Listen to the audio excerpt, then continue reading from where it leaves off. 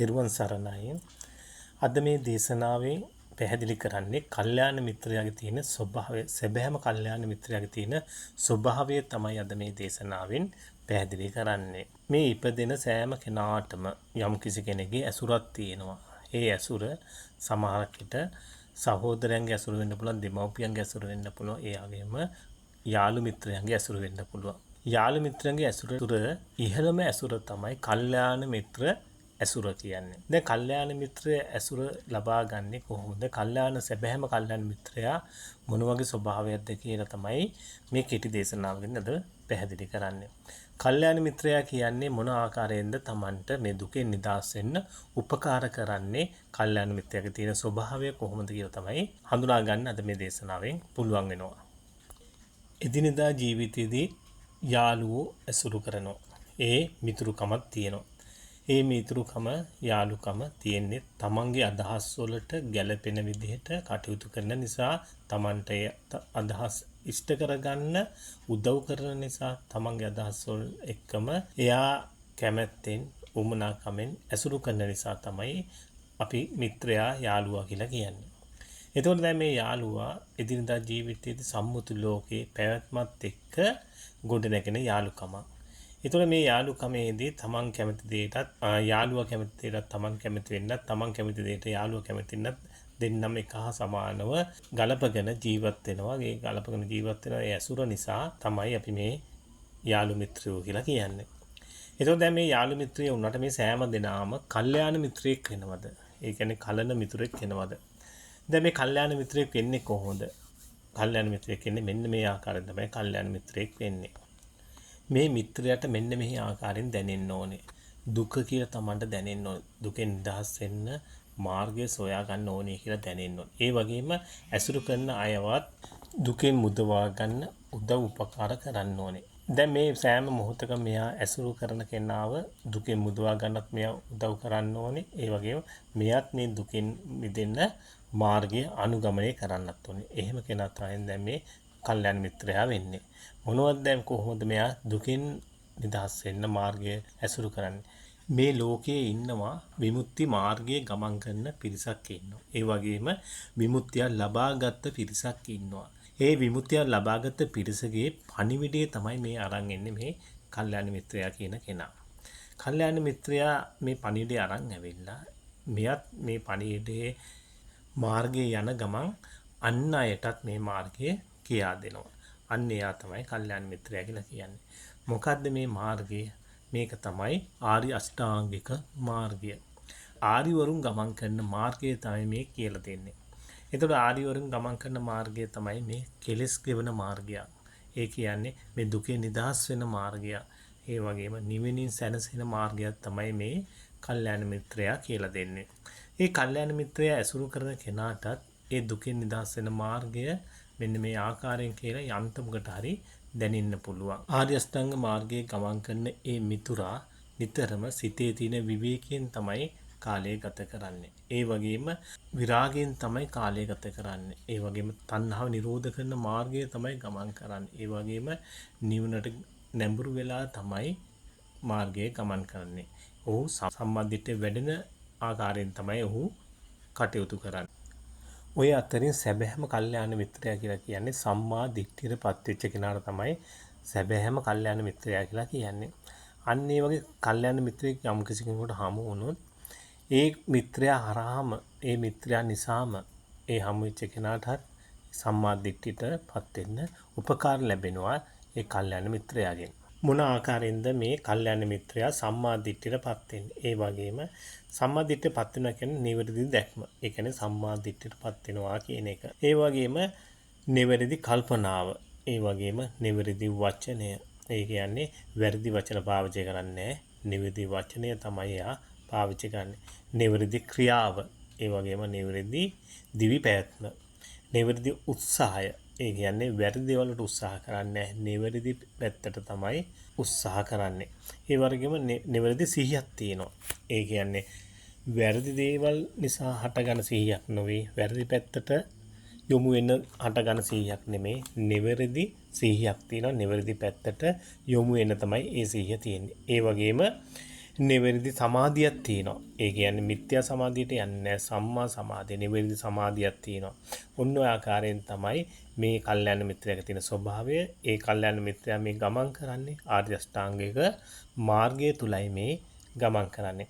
ඒ ගමන් කරන ගමන් මේ ආර්ය අෂ්ටාංග මාර්ගය තුල ගමන් කරන කෙනාගේ තියෙන ස්වභාවය තමයි මේ අංග 8කින් යුක්තව මේ පැහැදිලි කරේ. ඒ අංග 8 යුක්තව මෙයාගේ ජීවිතේ ගෙවෙනකොට මෙයාගේ කෙලෙස් තමයි ගෙවෙන්නේ. ලෝකේ පැත්තට නැඹුරු වෙලා ලෝකෙට වැටෙන්නේ නැහැ.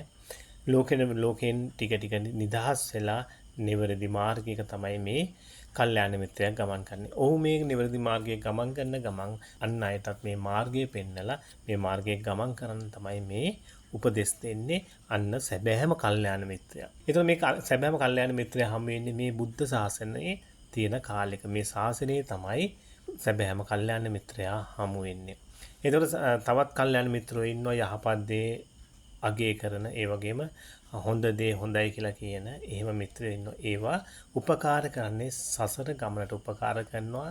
ඒ වගේම සසරේ යහපත පිණිස ඒවා උපකාර කරනවා. සසරේ සැප විපාක විඳගෙන යන්න ඒ මිත්‍ර ස්වභාවය උපකාර කරනවා. ඒතකොට මේ හොඳ දේවල් කරන්න නරක දේවල් කරන්න එපා. නරක අයහපත් දේවල් ලැබෙන්නේ නරක දේවල් කරොත් හොඳ දේවල් කරොත් හොඳ යහපත් දේවල් ලැබෙන්නේ කියලා උපදෙස් දීලා මාර්ගයක් පෙන්නනවා. ඒතරම් මිත්‍ර ස්වභාවයක් තියෙනවා. ඒ මිත්‍රයා උපකාර කරන්නේ සසර ගමන දියුණු කරගන්න. ඒ වගේම සසරේදී දුක් විඳින්න නැති වෙන්න, තමන්ට අයහපතක් නොවෙන්න යහපතක් වෙන්න ජීවිතේ ගලපගෙන ජීවත් වෙන්න සසර ගමන යන්න තමයි ඒ මිත්‍රයා උපකාර කරන්නේ. සැබෑම කල්යාණ මිත්‍රයා කියලා කියන්නේ මේ ශාසනය තුලින් හමු වෙන කෙනා. මේ බුදුරජාන් වහන්සේගේ ශාසනය තුල ඉන්න කෙනා තමයි සැබෑම කල්යාණ මිත්‍රයා කියන්නේ. ඒ සැබෑම කල්යාණ මිත්‍රයා එයා සසර යන්න උපකාර කරන්න උපදෙස් දෙනවා නොවේ. එයා උපදෙස් දෙන්නේ සසරෙන් නිදහස් වෙන්න, සසරෙන් මිදෙන්න, ඒ වගේම මේ දුකෙන් මිදෙන මාර්ගයට තමයි එයා උපකාර කරන්නේ. උපකාර කරලා එයාව කොහොම හරි මේ දුකින් මුදව ගන්න තමයි ඒ කල්යාණ මිත්‍රයා උත්සාහ කරන්නේ. මොකද සසරේ ගියොත් යම් දවසකදී මේ මිත්‍ර ස්වභාවය නැති වුණොත් දුගතිය වැටෙන්න පුළුවන්. දැන් සසර යන්න යම් කිසි කෙනෙකුට මේ දේ හොඳයි මේ දේ දිහට කරගෙන යන්න කියන ඒ වගේ දේවල් කියනවා නම් ඒකත් හොඳයි. මොකද දුගතියට යන්නේ සුගතිය කියලා උපදිනවා. හැබැයි සුගතිය කියලා ඉපදුනොත් හැමදාම එහෙම කියන මිත්‍රයෙක් හමු වෙන්න පුළුවන්, හමු නොවෙන්න පුළුවන්. හමු නොවුනොත් මොකද වෙන්නේ? නරක පාප මිත්‍රයෙක් හමු වුනොත් මොකද වෙන්නේ? අන්න කරපු හොඳ සේරම පැත්තකට ගිහිල්ලා නරක තමයි ඉස්මතු වෙන්නේ. නරක තමයි එතනින් එහාට එයා වඩාගෙන යන්නේ. ඊට පස්සේ එයාට දුගතිය තමයි උරුම වෙන්නේ. දුගතිය උප්පත්තිය කරා යන්න වෙනවා. එහෙම මිත්‍රකමක් හමු වුණොත්. යම් කිසි කෙනෙක් මේ දුකෙන් නිදහස් වෙලා ආයි උප්පත්තියකට නොයන විදිහට කටයුතු කරන්න පිහිට වෙනවා නම් කියා දෙනවා නම් අන්න එයාට අනාගතයක් ගැන බය වෙන්න දෙයක් නැහැ. මොකද හේතුව මේ මෙලවදීම යාගේ ජීවිතය සම්පූර්ණ කරගන්න පුළුවන් දුකින් මිදුණොත්. එහෙම මිත්‍රයෙක් තමයි සැබෑම කල්යාණ මිත්‍රයා කියලා අවශ්‍ය වෙන්නේ යම් කිසි කෙනෙකුට. කල්යාණ මිත්‍රයාගේ තියෙන ස්වභාවය තමයි සෑම මොහොතකම චිත්ත විවේකයෙන් තමයි කටයුතු කරන්නේ. ඒ කියන්නේ සිතේ තියෙන නිදහස අනුව තමයි කටයුතු කරන්නේ. ඒ වගේම විරාගයෙන් යුතුව තමයි කටයුතු කරන්නේ. තණ්හාව නිරුද්ධ වෙන විදිහ තමයි කටයුතු කරන්නේ. නිවනට නැඹුරු වෙලා තමයි යා කටයුතු කරන්නේ. අන්න එහෙම කෙනා සම්මා දිට්ඨියට පත්වෙච්ච කෙනෙක් බවට පත් වෙනවා. අන්න සම්මා දිට්ඨියට පත්වෙච්ච ඒ කලන මිතුරා ඒ කල්යාණ මිත්‍රයා ඇසුරට යම් කිසි කෙනෙක් පෙළඹෙනවා නම් ඒ පෙළඹෙන කෙනාටත් ආර්ය අෂ්ටාංග මාර්ගයේ ගමන් කරන්න ඒ මිත්‍රයාගෙන් උපකාර ලැබෙනවා. අන්න ඒ වගේ මිත්‍රයෝ තමයි බහුලව ඇසුරු කරන්න ඕනේ. බහුල වශයෙන් මේ මිත්‍රයන් ඇසුරු කරලා තමනුත් දුකින් මිදෙන්න කටයුතු කරගන්න ඕනේ. ඒතකොට කල්යාණ මිත්‍රය ඇති ඒ යාළුකම ඒ කලන මිතුරන්ගේ තියෙන ඇසුර ඒ කල්යාණ මිත්‍ර ඇසුර නිසා යම් දවසකදී මේ ලෝකයේ ඉන්නවා ඊ타ත්ම සැනසීම සුවදායකව ජීවත් වෙන ඒ පැවිදි උතුමාණන් වහන්සේලා ඉන්නවා. යන්නේ පැවිදි උතුමාණන් වහන්සේලාගේ ඇසුරට වැටිලා ඒ සුවය Tamanටත් අත්දකින්න අත් ලබන්න පුළුවන් වෙනවා. ඒ හැකියාව ලැබෙන්නේ කල්යාණ මිත්‍ර ඇසුර නිසාමයි.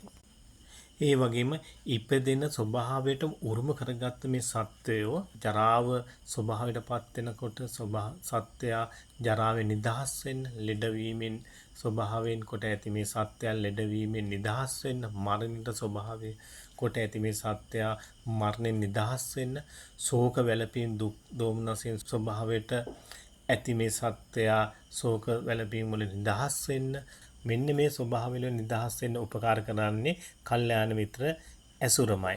කල්යාණ මිත්‍රයෝ ඇසුර නැත්තම් මේ කියන ස්වභාවය සෑම එකටම ගොදුරු වෙලා මේ සංසාරේම දුක් විඳගෙන යන්න වෙනවා. කල්යාණ මිත්‍ර ඇසුර නිසා මේ ශෝක වැළපීම් වලින් අන්න ටික ටික නිදහස් වෙන්න උපකාර ලැබෙනවා. සැබෑම කල්යාණ මිත්‍රය ඇසුරු කරන්න තමන් නිවීමකටපත් වෙනවා. තමන්ගේ සිත සැනසීමකටපත් වෙනවා. තමන්ගේ ජීවිතේ පව සුබදායක විදිහට ජීවිතේ ගත වෙනවා. තමන්ට කිසිම අගහිකකම් ලැබුණත් තමන්ගේ සිතට දුකක් කරදරයක් වේදනාවක් නොහට ගන්නා විදිහට මේ කල්යාණ මිත්‍රය ඇසුර නිසා තමන්ට උපකාර ලැබෙනවා. මේ කියන කල්යාණ මිත්‍රයා මතම තමයි මේ ශාසනය පවතින්නේ. ඒ වගේම මේ බුදුරජාණන් වහන්සේගේ ධර්මයේ තියෙන මේ කල්යාණ මිත්‍ර ඇසුර මතමයි. මේක යම් කිසි කෙනෙක් මේ බුදුරජාණන් වහන්සේගේ ධර්මයේ තුල කල්යාණ මිත්‍රය ඇසුර ලබන යම් කිසි කෙනෙක් ඉන්නවනම් එයාට ඒක සැකයක් උපදවා ගන්න අවශ්‍ය නැහැ. එයා ඒකාන්තයෙන්ම මේ සසරෙන් නිදහස් වෙන්න ඒ කල්යාණ මිත්‍ර උපකාරය ලබා ගන්නවා. සැබෑ ලෙසම කල්යාණ මිත්‍රයාගේ පිහිට ලබන්නා නොයෙකුත් පාරවල් තියෙනවා. නොයෙකුත් ගමන් මාර්ගවල් තියෙනවා. ඒ මාර්ගවල් වලින් යම් කිසි කෙනෙක් වැරදි මාර්ගවල වල ගමන් කරොත් එහෙම සැබෑම කල්යාණ මිත්‍රයාගේ පිහිට ලබා ගන්න බැරි වෙනවා.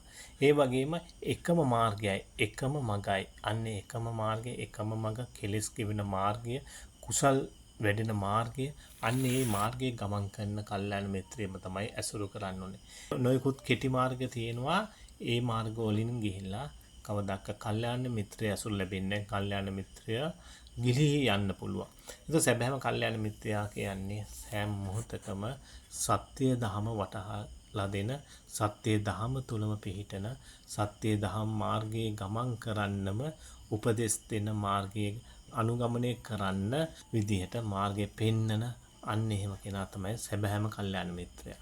එහෙනම් නොයෙකුත් ආකාරයෙන් එක එක පැතිකඩවල් අල්ලගන්නේ නැතුව සැබෑම සත්‍යය තියෙන තැන නතර වෙලා ඒ සත්‍ය දහම තුලම යම් කිසි කෙනෙක් යනවනම් අන්න යාට තමයි සැබෑම කල්යාණ මිත්‍රයාගේ පිහිට ලැබෙන්නේ. කිසිම මොහොතක ප්‍රමාද වෙන්න හොඳ නැහැ.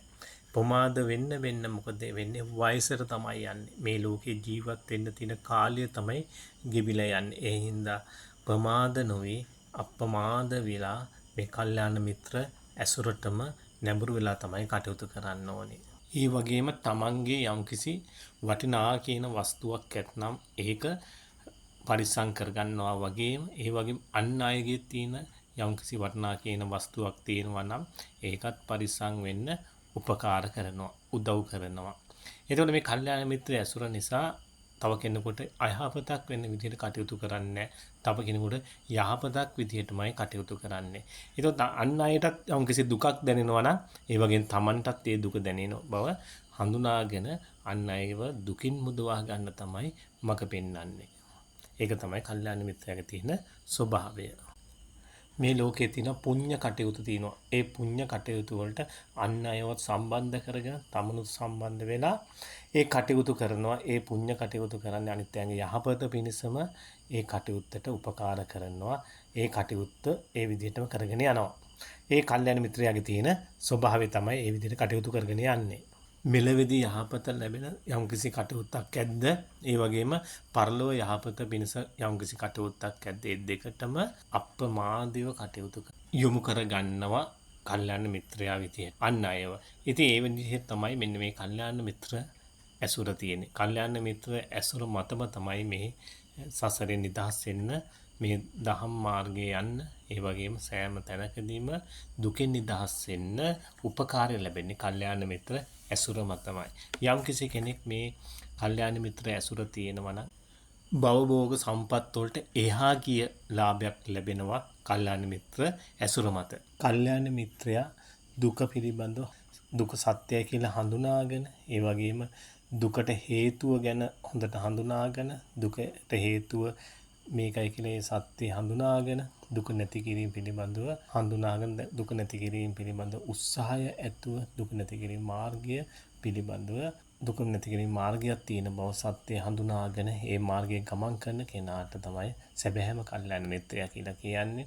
ඔන්න ඔය කියන කාරණාත් එක්කම තමයි කල්යාණ මිත්‍ර වැට බැඳෙන්නේ. ඒ වගේම එහෙම කෙනෙක් යම්කිසි කෙනෙකුට කල්යාණ මිත්‍රය ඇසුරු කරනවා කියන්නේ ඔන්න ඔය ආකාරයෙන් තමයි ඒ කල්යාණ මිත්‍රය ඇසුර තියෙන්නේ.